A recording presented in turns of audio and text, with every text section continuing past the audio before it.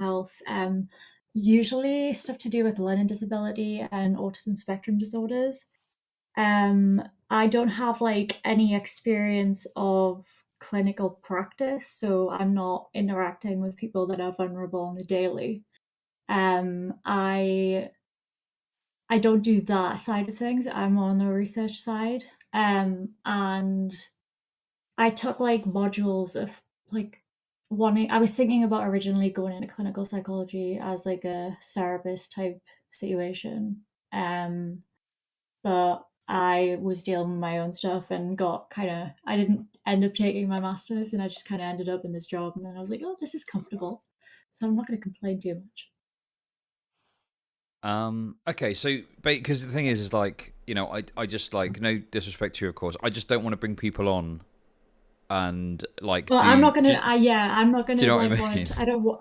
Well, that's why I'm prefacing this, Yeah, because yeah, like and that's I yeah, don't want to talk out of my Hey, thanks a lot. asshole, yeah, and precisely, exactly. I'm very Can we careful get about what I closed say, I'm captions? sure you because would This is be. too I'm much sure for you it. would be. I don't have. I'm not like legally able to practice therapy, even though, well, anyone can be a therapist technically. I'm not like a psychiatrist or psychologist. I don't have a clinical doctorate or a PhD.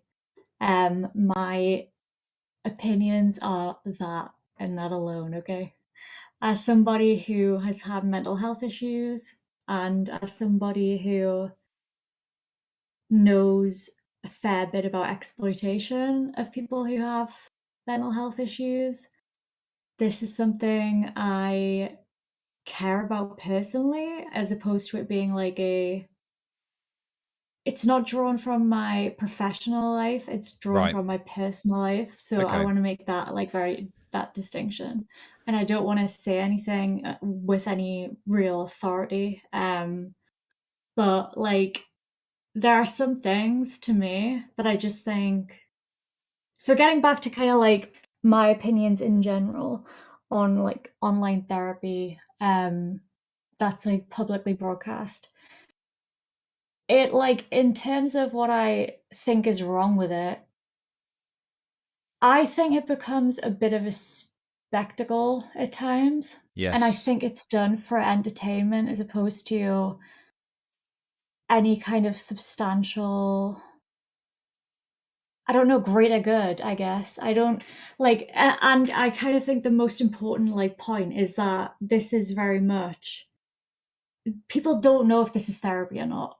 Everybody's kind of like, this is clearly therapy, but we're just saying it's coaching. And it's something like I have an issue with more broadly, because becoming a life coach is like unbelievably easy, but becoming a um, psychologist is much more difficult. So a lot of people who get like do like a short course can become a life coach. That doesn't necessarily mean you have appropriate training to be dealing with people that are like clinically vulnerable. And that's obviously not, Dr. K is a doctor, like he's a psychiatrist. Less of an issue there. But the people that he's training, I think having such a short course and then basically being thrown in at the deep end is negligent at best. Yeah. And I think that there's not enough kind of safeguarding done. Obviously, I don't know what goes on behind the scenes. I can't speak to that, but I think pre-screening is so important to establish, and using like psychometrically good tools, so things that have good reliability and validity to assess risk and also to assess capacity to give informed consent. And then I think like you need to have a procedure set up so that when you're like triaging people, you're making sure you're always having you're signposting everything. So if someone came back on that pre-screen and they were like, they're a high risk to themselves, they present an high or imminent threat, this is where we go to this step and we like go and take this further. I think if you're not setting those kind of things in place, you are being at best negligent. And then for the people that actually like past that, you know, they're in relatively okay mental health. They're able to give consent, they have capacity, their risk is low, and then they go on. I think prior to an appointment taking place on like a live channel with however many people watching, there needs to be a pre session basically to say like these are the boundaries that I want to talk about, and I don't want to talk about anything in regards to X, Y, and Z because you need to respect confidentiality, which is something that's like my main thing is that this to me, I don't like that it's public Yeah. because it just seems so it's just so different everything I've been taught, like data protection and things like that. And it just obviously like I'm assuming he's probably getting informed consent from people. Obviously, they know they're going on a stream. And I would hope he's assessing capacity prior to them going on so that, you know, ethically that's all above board. Um, but I think another thing that's really, really important is having appropriate aftercare. And I don't think just saying, oh, go and get therapy, like that's not enough, in my opinion. I think you need a guarantee set up before these sessions. You're going to cover the cost or put you in touch to do like 10 sessions with a licensed therapist, not a coach. But if they have like genuine mental distress, they're dealing with something, having that signposted and making sure that procedure is followed is really important. I also think that like having like just further resources in general, like forums are really useful, and just information from charities, nonprofits, accessing your services in your local area. So obviously he's speaking to people from like everywhere, you know. So I think like being I think it would be appropriate for somebody to have that all set up before an interview even takes place.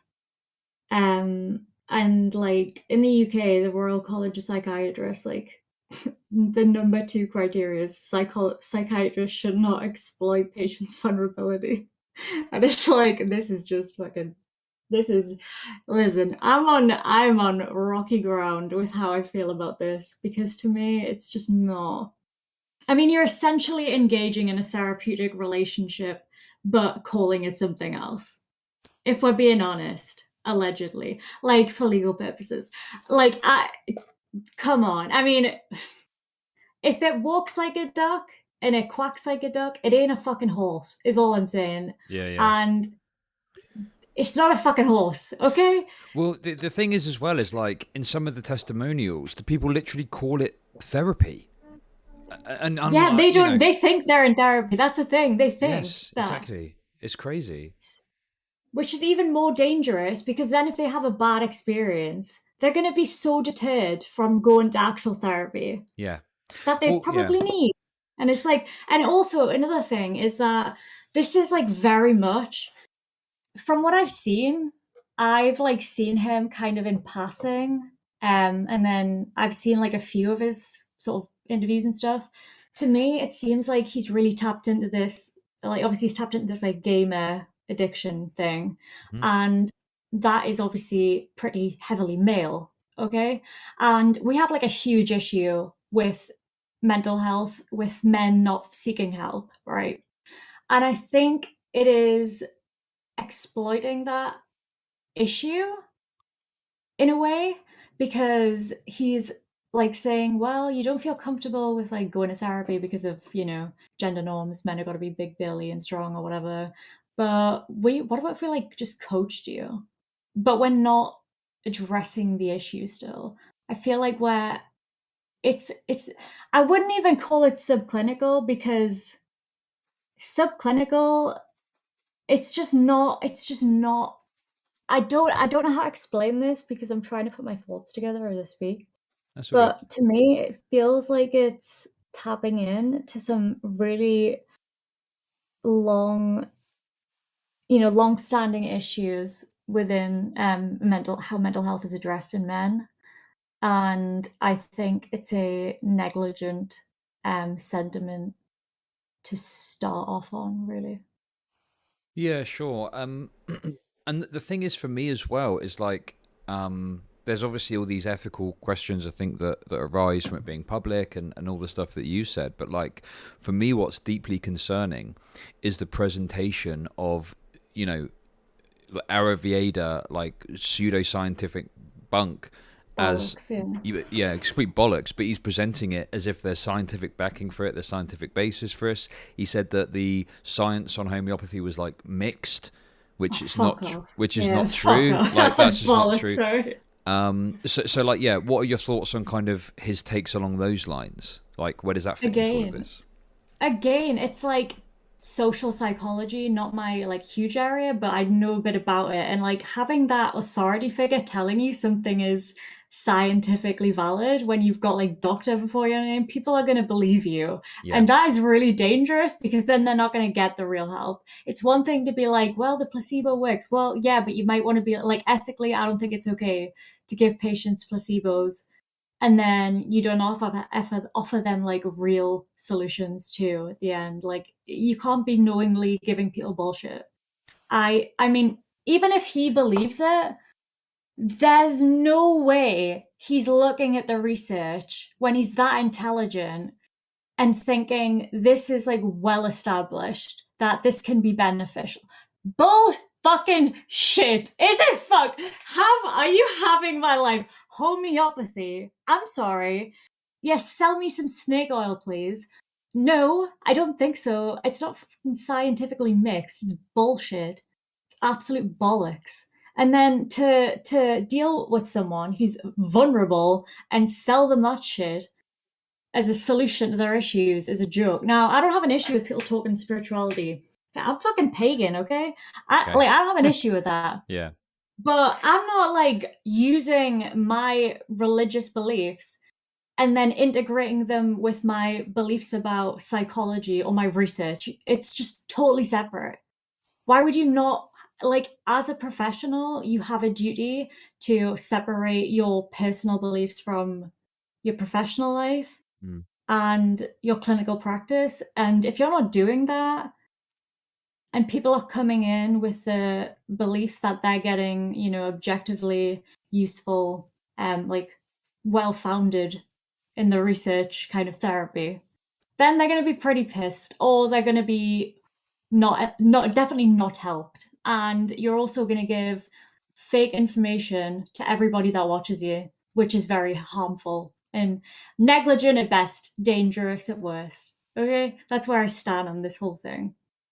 Yeah, no, exactly. I don't know, like, because the thing is like, I'm not like educated. I'm an idiot. I'm a shit poster. But like, I've got like, I've looked at some of like the quackery kind of debunking and stuff like that. Some of the skeptic stuff, and it's just shocking to me. It feels to me like there's quite, a not unreasonable amount of people that are like buying into this, or like they don't see how problematic it is to say things like homeopathy is mixed, or that you can predict COVID outcomes through someone's dosha. Like, to me, I'm looking at this horrified. Like, this is like misinformation, but people just act Oh like it's yeah, like, oh well, it's absolutely. no big deal. He's just giving his personal views. Well, I get like, yeah, everyone has, I mean, opinions are very much like assholes. Everybody's got one. Yeah. That doesn't mean it's right when you have a what's the word I'm looking for? Like you have a position of authority, or you're going to influence a lot of people, and it's not just you giving your views. You're saying that this is mixed. There's mixed evidence to support this, or you're saying that your whatever doshas can like influence COVID outcomes. Like that is essentially advice. If it's not advice, it's heavily implying, that these things are truthful or have truth in them, which Mhm. could, and it's the thing is, there are most people who don't care about this field, who don't care about psychology, psychiatry, or even really talk about mental health in general. People that are pretty just not well read on that, they're not going to know any different. Like, how are they going to know? If you come into something, like if someone started talking to me about physics and it was like obvious bullshit, but I just had no idea. and they're in a position of authority. They're like the one of the biggest physicists on the platform. Then I'm probably just going to be like, well, he knows way more than me, so why don't I listen to him and follow his beliefs? Like, why? Who am I to have like a to form a totally different opinion when I have no background whatsoever? And you're essentially like weaponizing your qualifications to influence. Or am I doing that now? I don't know. It's a line I've walked before on my own stream, and Yeah, yeah. like because I talk about mental health a lot, right? But I Hmm. talk about it in regards to myself. I don't talk about like, I'm not a freaking counselor or anything. I'm not giving people life advice. I'm not telling people how to live their life. I'm just talking about my own experiences, what's helped me, um, and that's it. But I think if you're engaging with other people and then using your qualifications as a means to influence what they do, their behavior, and their thought processes, like it's and they're vulnerable. That feels exploitative to me, as Dan said, and I it makes me very uncomfortable. Yeah, no, absolutely, and I think this is kind of demonstrated to me in the way in which, I mean, I don't know for sure, but there's this one person who came into chat yesterday, and they've got a very weird conversation with this Dr. K guy. Like, a lot of these people who have got this hardcore defense of him have seemingly had some sort of interaction, and I feel like because they felt they've got something good out of it, then any attack on him is therefore invalid. And it's like, I'm not trying to take your experience away. Like, I'm not trying to make it, if you got something out of it, great, fair play to you, whatever, right? But that doesn't mean that what he's doing is right, just because you happen to get something good out of it. Um, and this idea that, oh no, he's not causing any harm. And it's like, how do you know that? How can you possibly know that he's not causing any harm? Like, we don't know the nature of who he's spoken to exactly and how many people and all this stuff. Like, who knows what's going on? And the other thing I'll say is, I meant to say this earlier, we have heard what he said publicly. What is he saying privately to people? Yeah, that's exactly it. I think there needs to be that it's difficult because it is like, obviously you want to protect people's confidentiality when he's clearly engaging in like a one-to-one relationship with a lot of people because he's operating on a professional kind of basis. But also I think the process of him having people on his stream needs to be way more transparent. Just the way he's operating needs to be clear. And I think I do wonder what is being said because if he's giving advice that is related to some pseudoscience and then people are following that and they're not getting any better and then they kind of lose faith in the system, they're like, well, I've tried therapy or what I consider to be therapy, coaching, and it didn't really work out. I don't really want to go back to therapy now because I'm feeling pretty unsure about it. And that does happen. Like there is evidence to suggest that people that have negative experiences of therapy, like, will not go back for a while. And that could really be very dangerous for someone who's vulnerable. Yeah, to be clear, I'm not saying Dr. K is like a Scientologist or anything like that, right? I'm just to be very explicitly clear. I don't believe that he's a Scientologist. But like, I do think about like when with the way the way that Scientology works, where you get a bunch of celebrities on board, and they start promoting it and talking about how fucking based it is. And then you have all like you have all of these people that come. This is a big problem. Like what 10, Yeah. 15 years ago, And whilst I don't think he's doing quite as bad as like what a Scientology person is, I just wonder if like speaking to these big streamers, I think this has had an impact where people have a very positive view of it and they don't do the due diligence and look a bit further and actually dig into what he's talking about and go, well, this is fucked up, this is fucked up, this is fucked up. They kind of just accept it at face value, Meanwhile, like say like the Scientology example, they're talking about fucking orgons or whatever it is and aliens coming down, the Xenu and all this shit. And it's mental, but you're too invested in it, you don't realize, like the Araviada stuff is not quite as bad probably, but it's just as scientifically based as the other thing. And it's just like wild to me that people aren't looking at this and just going, well, this is madness. Like, what, this guy's supposed to be a psychiatrist and he's promoting these ideas and in some cases saying they've got scientific backing. Like, I don't know, just seems wild to me. Yeah, I don't know how he's that. That's like next level cherry picking. I mean, I just can't comprehend how you could look at the research and suggest that to an audience. And I think I think you have a particular there is a term for this, and I just can't think. It's like you're in a position of authority, I guess, where you are with your qualification and you're weaponizing that to promote your personal beliefs. And it's not appropriate at all and can be, I think that's gonna have negative outcomes. Like I would assume that would. Obviously I don't know, but like it's Yeah. not based in science. I mean, look at all the people that like obviously he's not I don't know about what his combos about COVID and stuff, but look at all like the big people that had promoted like COVID misinformation and like the effect that had on people. It's so Yeah. easy to believe people if you are vulnerable and don't know any better.